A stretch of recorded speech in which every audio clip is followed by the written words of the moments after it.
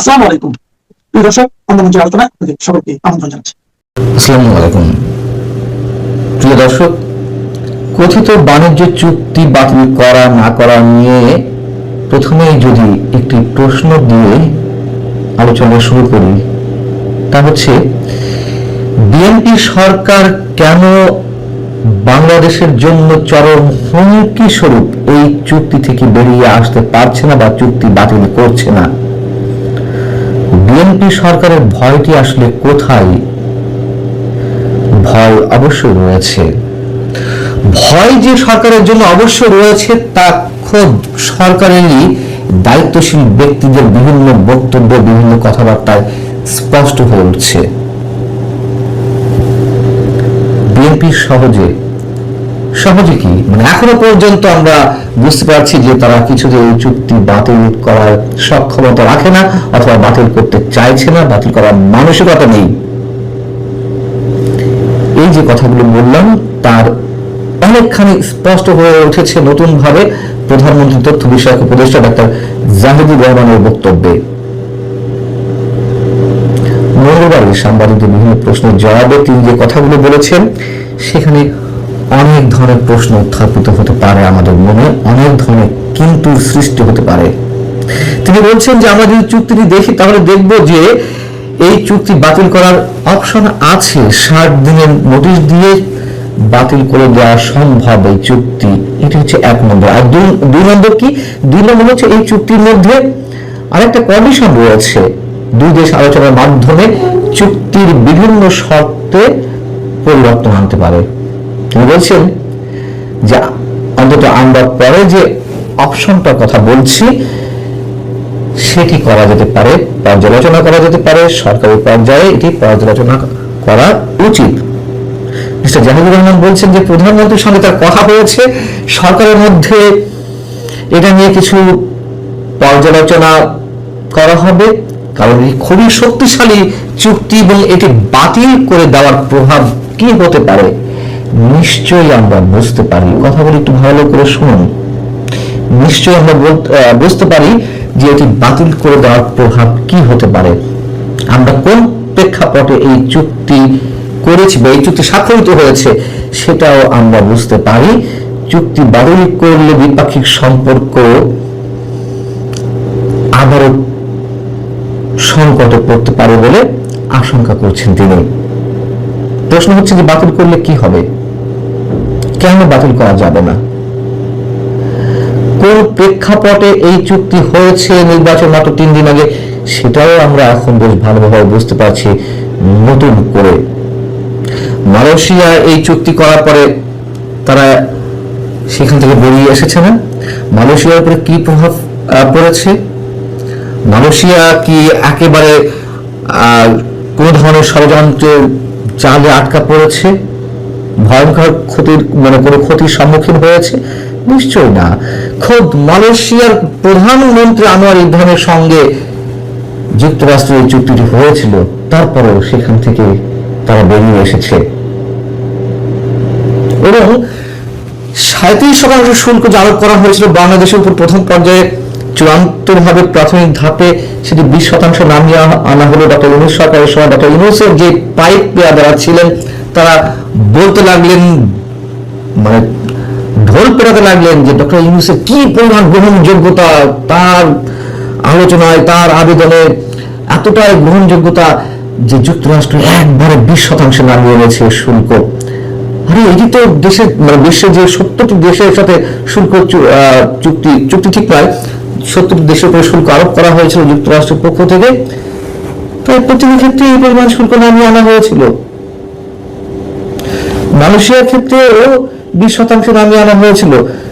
পরে 1% কমানোর জন্য যে দেন দরবার হয়েছিল তার মাধ্যমে যে চুক্তি, সেখান থেকে মালয়েশিয়া বেরিয়ে এলো। বাংলাদেশের ক্ষেত্রে 1% মাত্র কমানো হলো। সেই 1% কমাতে গিয়ে আমাদের সার্বভৌমত্ব হুমকির মুখে ফেলা হলো। যুক্তরাষ্ট্রের সঙ্গে যুক্তরাষ্ট্রের পক্ষ থেকে যেসব দেশের উপরে নিষেধাজ্ঞা থাকবে সেটি প্রতিপালন করতে হবে বাংলাদেশকে। যুক্তরাষ্ট্রের কনসেন্ট ছাড়া সামরিক সরঞ্জাম কিংবা এরকম আরো অনেক কিছু অন্য কোনো দেশ থেকে আমদানি করা যাবে না। এরকম তো আরো অনেক বিষয় রয়েছে যা আমাদের স্বাধীনতাকে চরমভাবে খর্ব করা হয়েছে। সেই চুক্তি নিয়ে সরকার কেন এখনো পর্যন্ত চুপ মেরে রয়েছে? দেশের বিভিন্ন গবেষণা সংস্থা এবং রাজনৈতিক দলগুলোর পক্ষ থেকে প্রচন্ডভাবে আপত্তি ওঠা সত্ত্বেও কেন এমনটি করা হলো? কেন এই চুক্তি করা হলো? মানুষ এখন ধীরে ধীরে বুঝতে পারছে। নতুনভাবে যেটি আমরা প্রথম দিকে ডক্টর ইউনূসের বিচার দাবি করছিলাম, যে তিনি তার ক্ষমতার স্বার্থে, যেহেতু তিনি মার্কিন এজেন্ট হয়ে দেশে এসেছিলেন, তিনি মার্কিন এজেন্ডা বাস্তবায়ন করেছেন, এবং তার জন্য যদি বিচার দাবি করা হয় তাহলে আজকে বিএনপি যেটি করছে, বিএনপি একেবারে সম্মতি জানিয়েই তো নির্বাচনের মাধ্যমে এসেছে ক্ষমতায়।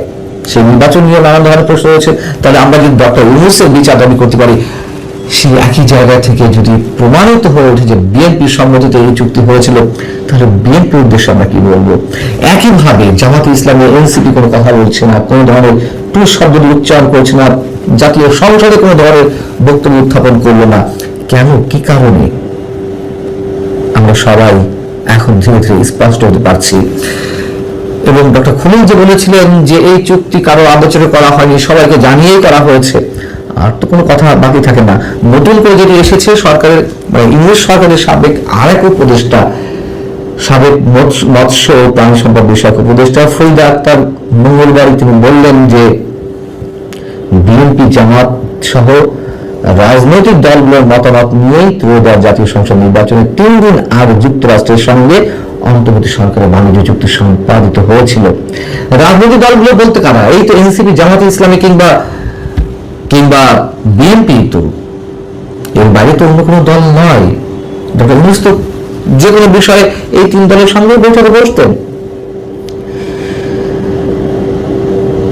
তাহলে আর কোনো প্রশ্ন থাকে? আর কোনো রহস্য থাকে? অনেকে দাবি করছেন এই চুক্তি বাতিলের, এই চুক্তি নিয়ে সংসদে আলোচনা হোক। আচ্ছা, সংসদে আলোচনা হলে কি হবে? সংসদে কি হতে পারে? বিল আকারে এই বিষয়টি উত্থাপিত হতে পারে আলোচনার জন্য। তারপর কি হতে পারে? আলোচনা হবে, বিদ্রোহ আপত্তি উঠতে পারে, কথার কথা নাটকের অংশ হিসেবে এনসিপি বা জামাতের পক্ষ থেকে, কিন্তু তারা সবাই একমত থাকবেন এই চুক্তি বহাল রাখার পক্ষে। নাটকের অংশ হিসেবে কি হতে পারে? স্পিকার একটি বিশেষ কমিটি গঠন করে দেবে, সেখানে এই চুক্তিগুলো নানান ধরনের পর্যালোচনা হবে। কমিটি যে সিদ্ধান্ত দিবে সেই সিদ্ধান্তের উপরে সংসদের সদস্যদের কণ্ঠ ভোটে সেই চুক্তি বাতিল বা পাশ হবে। কারা বাতিলের পক্ষে থাকবে? এই চুক্তির সেই সংসদে তো সব তো নিজেরাই। স্বতন্ত্র যে কজন সংসদ সদস্য আছেন, রুবেন ফারহানা সহ, তাদের সংখ্যা কতটি আমরা জানি। তারা কি করবে? কতটুকু বাধা দেবে? তাদের কণ্ঠ কতটা শক্তিশালী ভাবে এত শত শত সংসদ সদস্যের মধ্যে উচ্চারিত হতে পারবে?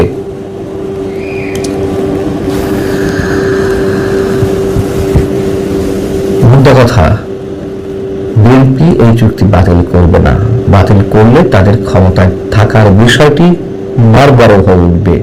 এবং অনেকের ধারণা, আগেও বলেছি এখনো বলছি, আসলে বিএনপির সম্মতিতেই ডক্টর ইউনূস এই চুক্তি করেছিলেন, অথবা নির্বাচনের আগেই ডক্টর ইউনূসকে দিয়ে এই চুক্তি করানো হয়েছিল, যাতে নতুন একটি নির্বাচিত সরকার আসার পরে নির্বাচিত পার্লামেন্টে আলোচনার কোনো সুযোগ না থাকে।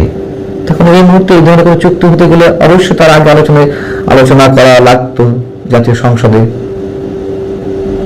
হিসাব মোটামুটি আমাদের কাছে পরিষ্কার। তবে এটুকু আমরা এখনো পর্যন্ত পরিষ্কার নই, বাংলাদেশকে কতটা ভয়ঙ্কর ঝুঁকির মধ্যে ফেলা হয়েছে এবং ফেলা হতে যাচ্ছে, যদিও তার কিছু অংশ নিয়ে এর মধ্যে অনেক বেশি আলোচনা হয়েছে। ভালো থাকুন সবাই। আসসালামু আলাইকুম ওয়া রাহমাতুল্লাহি ওয়া বারাকাতুহু। সম্মানিত দর্শক, রাজনীতিতে একটা অনির্ভর সময় যাচ্ছে। চারিদিকে একটা অদ্ভুত পরিবেশ, যেখানে একটা রাজনৈতিক যে পরিবেশ নার্সিং হবে, ঠিক সেরকম একটি অবস্থা এই মুহূর্তে বিরাজ করছে। এবং আগামীতে যে পরিবেশ পরিস্থিতি তৈরি হতে যাচ্ছে বা রাজনীতির যে টার্নিং পয়েন্ট, সেই টার্নিং পয়েন্টগুলো আমাদের যারা রাজনীতি আমরা করছি কোনো জেনারেশনের জন্য এটি ভালো ফলাফল বয়ে আনবে না। এই বিষয়গুলো নিয়ে আলোচনা করবো। এবং সবচেয়ে বড় ব্যাপার হলো যে রাজনীতিতে তরুণদের যে অংশগ্রহণ, সেই তরুণদের যে অংশগ্রহণ এটি নষ্ট হয়ে যাচ্ছে, ক্রমশ খারাপ হয়ে যাচ্ছে। এবং এটা জুলাই আগস্ট বিপ্লবের পরে একটা বিরাট যে সম্ভাবনা তৈরি হয়েছিল তরুণ প্রজন্মের, ঠিক সেই প্রজন্মটি এখন একটা বিরাট অংশ গণধিকৃত হয়ে পড়েছে। এদের নাম শুনলে মানুষরা এখন আর ইতিবাচক কথা বলে না। এদের একটা বিরাট অংশ এখন যদি আপনি সমন্বয়ক বলেন, জুলাই যোদ্ধা বলেন, তারপরে সমন্বয়ক, জুলাই যোদ্ধার পরে যদি আপনি এই বিভিন্ন ব্যক্তির, আমি এখন কাউকে ছোট করতে চাচ্ছি না, বিভিন্ন ব্যক্তির নাম বলেন, মানুষের শ্রদ্ধা, ভালোবাসা, সমর্থন কিংবা সহানুভূতি, এই একটা জিনিসও এদের সম্পর্কে আসবে না। এরকম কথা বললে মানুষ বিরক্ত হয়। এদের কোনো রেফারেন্স যদি দেয়া হয় তাহলে মানুষ মুখ ফিরিয়ে নেয়। এবং এদের কোনো প্রসঙ্গ আসলে বলা হয় যে ওরা যারা সিনিয়র দুর্নীতিবাজ তাদের চেয়ে খারাপ। তো এই কারণে কি হলো যে তরুণদের মধ্য থেকে আগামীতে জনসমর্থন পাবে, তরুণদের ডাকে লোকজন সাড়া দেবে, এই কাজগুলো আগামী বহুদিন ধরে হবে না। তখনই হবে নতুন একটা তরুণ শ্রেণী আসবে, আর যারা ক্ষমতায় থাকবে তারা শেখ হাসিনা বা ডক্টর মোহাম্মদ ইউনূস এদের চাইতেও খারাপ হয়ে পড়বে। মানুষ যখন হাহাকার করতে থাকবে তখন তরুণদের মধ্যে থেকে আবার যখন কেউ আসবে জাগো বাহে কোনটে সবাই, তখন এই প্রজন্মকে ভুলে গিয়ে মানুষ সেই 52 সালাম রফিক বরকতের কথা চিন্তা করবে। তারা ৬২ আন্দোলন, ৬৯ গণ অভ্যুত্থানে তোফায়েল আহমেদের কথা মনে পড়বে। তারা এরশাদ জামানাতে ঢাকা বিশ্ববিদ্যালয়ের সর্বদলীয় ছাত্র ঐক্যের নেতাদের কথা মনে করবে। কিন্তু এই যে সাম্প্রতিক সময় লেটেস্ট যে গ্রুপটি যাদের নেতৃত্বে শেখ হাসিনার বিরুদ্ধে বিপ্লব হয়েছে, এদের কারো কথা ইতিহাসে লিখিত থাকবে না। কারণটা কি? কারণটা হলো ৬৯ গণ অভ্যুত্থানে যারা নেতা ছিলেন তারা পরবর্তীকালে জাসদের মাধ্যমে, ছাত্রলীগের মাধ্যমে, আওয়ামী লীগের মাধ্যমে সামহাও এখনো পর্যন্ত রাজনীতিতে টিকে আছেন, সাস্টেইন করছেন, এবং তাদের একটা গ্রেট ভিক্টরি আছে। এবং এই যে বর্তমান প্রজন্মে যাদের বিরুদ্ধে দুর্নীতি অনিয়মের অভিযোগ আছে, এটা ওই জমানাতে হয়তো তাদের দুর্নীতি ছিল, কিন্তু ওই জমানায় সেটা প্রকাশিত হয়নি। দ্বিতীয় হলো যে আরেকটি প্রজন্ম যেটা এরশাদ জমানাতে যারা নেতৃত্বে আসছে, তারা যেহেতু সরাসরি ক্ষমতাতে যায়নি, ফলে ওখানে হাতে গোনা কয়েকজনের বিরুদ্ধে দুর্নীতির অভিযোগ এসেছিল যারা পরবর্তীতে বিএনপির রাজনীতির সাথে জড়িত। কিন্তু আওয়ামী লীগের মধ্যে যারা ছিলেন এরশাদ বিরোধী আন্দোলনে, তারা সবাই রাজনীতিতে হিরো হয়েছেন এবং তাদের বিরুদ্ধে দুর্নীতি আসেননি। এটা হলো একদম রিয়ালিটি। তো এই দুটো জমানাতে তরুণ নেতৃত্বের উপর জনগণ নির্ভর করেছিল। একটা হলো ৬৯-এর গণ অভ্যুত্থান, আর একটা হলো যে ৯০-এর গণ অভ্যুত্থান। আর তৃতীয় যে গণ অভ্যুত্থানটা আমাদের দেশে হলো ২০২৪-এ। এইখানে যারা তরুণ প্রজন্মে এসছেন, এরা মোরাললেস, যারা ফ্রন্ট লাইনে আসছেন, সবাই তাদের ফেস হারিয়েছেন। এদের মধ্যে যারা পিছনের সারিতে চলে গেছেন তারা তো সামনে আসতে পারবেনই না, বরং এখন যারা পার্লামেন্টে আছেন, এই পার্লামেন্টে যারা আছেন, এনসিপিতে যারা নেতৃত্বে আছেন, তাদের উপরে 18 কোটি মানুষের 36 কোটি চোখ যেভাবে সেট আপ হয়ে আছে, প্রতিটা মুহূর্ত তাদের জীবন দুর্বিষহ হয়ে পড়বে। এবং এরা আগামীতে যে চাপের মধ্যে পড়বে, সেই চাপ বাংলাদেশের কোনো তরুণ নেতৃত্বের উপর পড়েনি। আর এত চাপ নিয়ে কেউ বাঁচতে পারে না, সাস্টেইন করতে পারে না, এবং তারা ভালো কিছু করতে পারে না। এই গেল একটা ঘটনা। দুটো ঘটনা হলো যে ছাত্রলীগের যে সকল নেতৃবৃন্দ ছিলেন তারা পুরোটা মাইনাস হয়ে গেছেন। এখানে আপনি ছাত্রলীগের পরপর 3টি কমিটি, শেখ হাসিনার পতনের যে প্রথম, তার আগের পরপর 3টা জেনারেশন যারা ছাত্রলীগের নেতৃত্ব দিত, আওয়ামী লীগের নেতৃত্ব দিত ভবিষ্যতে, এই পুরো 3টি নেতৃত্ব ভ্যানিশ হয়ে গেছে। আর এখন যে অবস্থা হয়ে গেছে, এখানে আগামী 5-10 বছরের মধ্যে ছাত্রলীগের নেতৃত্ব দাঁড়াবে, মিছিল করবে, মিটিং করবে নতুন একজন, যাকে বলে তোফায়েল আহমেদ তৈরি হবে, আমির হোসেন আমও তৈরি হবে, সুরঞ্জিত সেনগুপ্ত তৈরি হবে। এটা কল্পনার জগতে থাকুক, কিন্তু ছাত্রলীগের যেটা রেডিমেড, ধরুন আমাদের জমানা পর্যন্ত ধরেন ইকবালুর রহিম আছে, এনামুল হক শামীম আছে, বা সুলতান মাহমুদ মনসুর, তারা তো চলে গেছে। সিনিয়র যারা আছে, আমাদের লেভেলে যারা ছিলেন তারা এখন রাজনীতি থেকে তারা বৃদ্ধ হয়ে গেছে, এদের সবার বয়স এখন 60 বছর। এরপরের যে প্রজন্ম যেটা আছে, ধরেন রাব্বানি থেকে, ডাকসুর যে জিএস হয়েছিল নুরুর সাথে, রাব্বানি থেকে আপনি পরবর্তীতে যারা যারা আসছে ছাত্রলীগের নেতৃত্বে, এরা সবাই যাকে বলা হয় এখন প্রবাসে আছে, এবং এরা ছাত্রলীগের নতুন নেতৃত্বে আসা তাদের জন্য দুরূহ ব্যাপার। আর এর আগে যারা ছিল, নাজমুল ছিল, রতন ছিল, রিপন ছিল, মানে এরাও এখন বৃদ্ধ হয়ে গেছে। মোরালেস যে কোনো কারণে হোক তারা ফ্রাস্ট্রেটেড। রিপন যেমন এমপি হয়েছে, রতন ওরা ব্যবসা বাণিজ্য করে যাকে বলা হয় তারা টার্গেটেড হয়ে গেছে। আর ওই যে আমাদের সাথে যারা ছিল, লিয়াকত শিকদার ছিল, নজরুল ইসলাম বাবু ছিল, আমরা সবাই বৃদ্ধ হয়ে গেছি। ফলে ছাত্রলীগ থেকে নতুন নেতৃত্ব কারা আসবে, কি ভাব আসবে, ইভেন উই ডোন্ট নো, আমরা জানি না। তো গেল ছাত্রলীগ।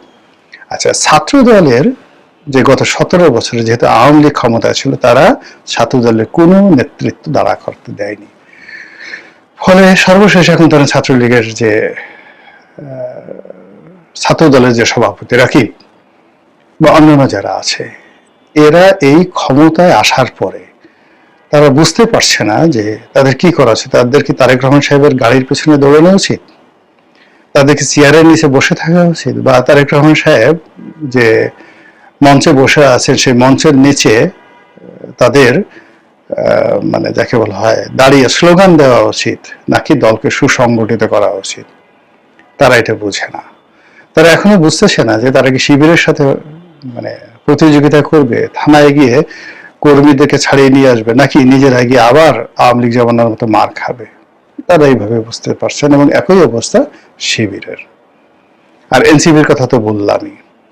ফলে এই যে একটা ব্যারেন টাইম, এই ব্যারেন টাইমে তরুণদের কোনো নেতৃত্ব তৈরি হচ্ছে না।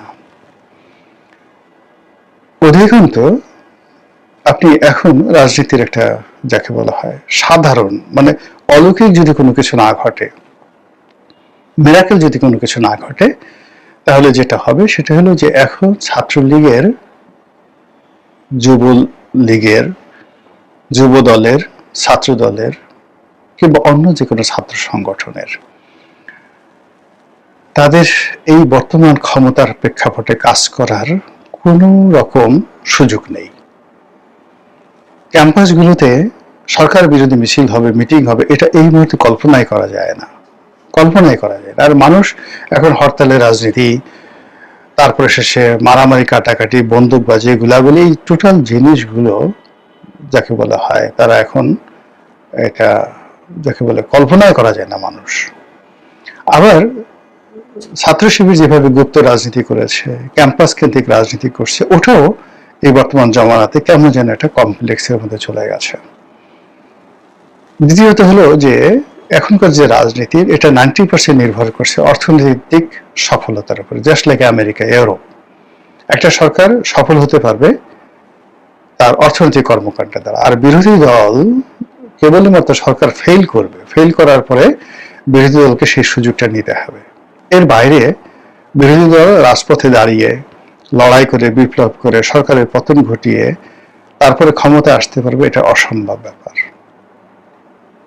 অধিকাংশ যেটা হচ্ছে যে এখন পুরো বৈশ্বিক অবস্থা, দেশীয় অবস্থা, আঞ্চলিক অবস্থা,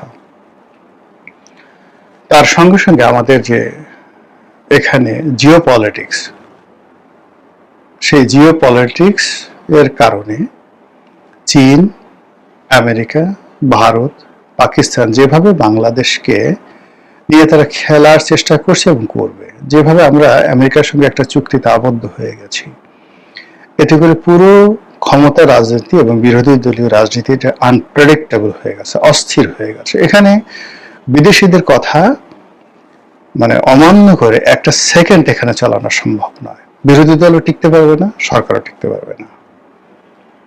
একটু পান থেকে চুন খসলে এই যে যেভাবে আপনার পেট্রোল নিয়ে একটা ঘটনা ঘটলো, পুরো সরকারকে অস্থির বানিয়ে ফেলেছে, অথচ পেট্রোলের কোনো সমস্যা ছিল না, ডিজেলের কোনো সমস্যা ছিল না। ঠিক এরকম অনেক ছোট ছোট সমস্যা, হঠাৎ করে দেখা গেল বাজারে চাল পাওয়া যাচ্ছে না, হঠাৎ করে ভোজ্য তেল পাওয়া যাবে না, হঠাৎ করে চিনির অভাব, হঠাৎ করে লবণের অভাব। এই টোটাল জিনিসগুলো শেখ হাসিনার জমানাতে ধীরে ধীরে কৌশলে একটা কর্পোরেট লেভেলে নিয়ে যাওয়া হয়েছে। পুরো ব্যবসা বাণিজ্য সারা বাংলাদেশের যেগুলো মানুষকে মুহূর্তের মধ্যে রাস্তায় নেমে নিয়ে আসবে, যেমন সিএনজি, এলএনজি, এলপিজি, চাল, ডাল, আটা, ময়দা, চিনি, লবণ, ভোজ্য তেল, এই পুরো জিনিসটি বাংলাদেশে 20 থেকে 25টি কর্পোরেট হাউসের হাতে নিয়ে যাওয়া হয়েছে। আর ওই কর্পোরেট হাউসগুলো যারা নিয়ন্ত্রণ করেন দেশে এবং দেশের বাইরে, তাদের ইচ্ছার বাইরে, অর্থাৎ বিদেশি তাদের ইচ্ছার বাইরে এবং এই কর্পোরেট হাউসগুলোর ইচ্ছার বাইরে কেউ যেতে পারবে না। আপনি অবাক হয়ে যাবেন যে বাংলাদেশে ইন্টারনেট ব্যবসা, তারপরে সে ডিশের ব্যবসা সালমান এফ রহমানের কোম্পানি করছে। ফার্মাসিউটিক্যাল এখন কারা নিয়ন্ত্রণ করছে? বিএনপির লোক? প্রশ্নই আসে না, ওই আওয়ামী লীগের লোকই করছে। তারপর আপনার এলএনজি, এই যে নতুন এলএনজি টার্মিনাল, ওই যে নসরুল হামিদ বিপু, তারা আওয়ামী লীগের সেই লোকজনের সাথে বিএনপির কিছু লোককে তারা নিয়ে নিয়েছে, তারা নিয়ন্ত্রণ করছে। মিডিয়া হাউস কারা নিয়ন্ত্রণ করছে? ব্যাংকগুলো কারা নিয়ন্ত্রণ করছে? বিমা কারা নিয়ন্ত্রণ করছে? ওই এস আলম পরিবারই সবকিছু নিয়ন্ত্রণ করছে। টিল নাও এর বাইরে কোনো কিছু হচ্ছে না।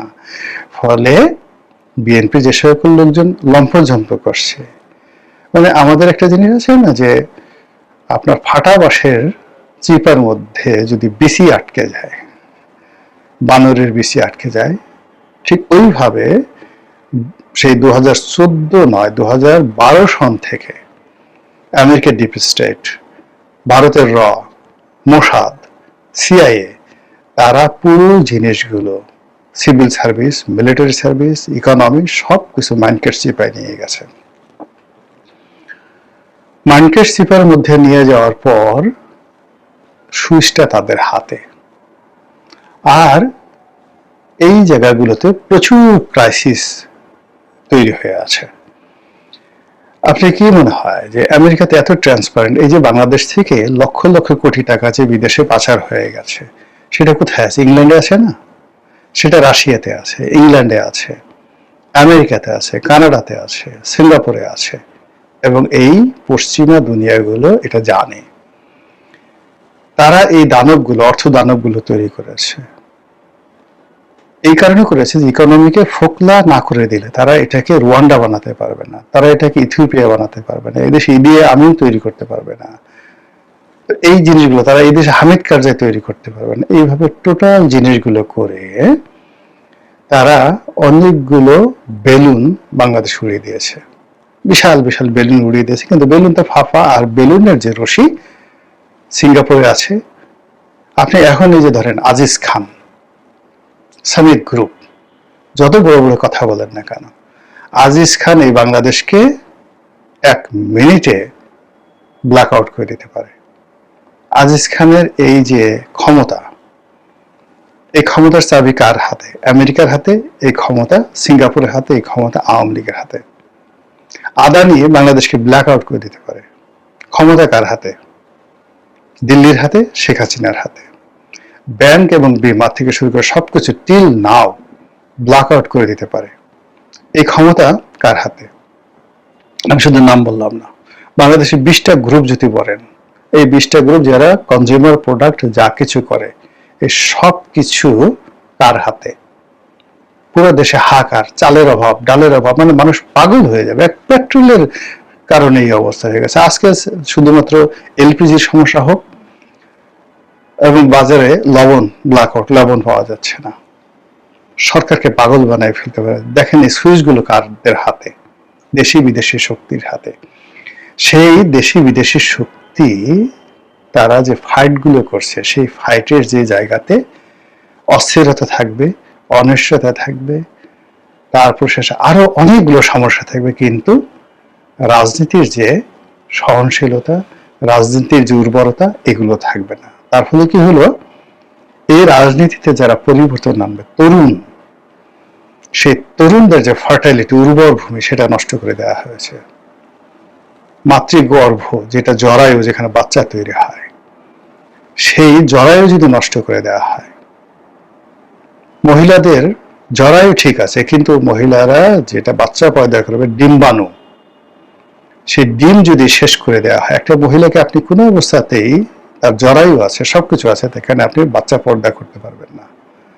পুরুষের যে শুক্রাণু, সেই শুক্রাণু যদি নষ্ট হয়ে যায়, আপনি কি করে বাচ্চা পয়দা করবেন? নারীর সব আছে, অর্থাৎ এখানে গর্ভ আছে, মানে জরায়ু আছে, ডিম্বাণু আছে, কিন্তু পুরুষের শুক্রাণু নেই।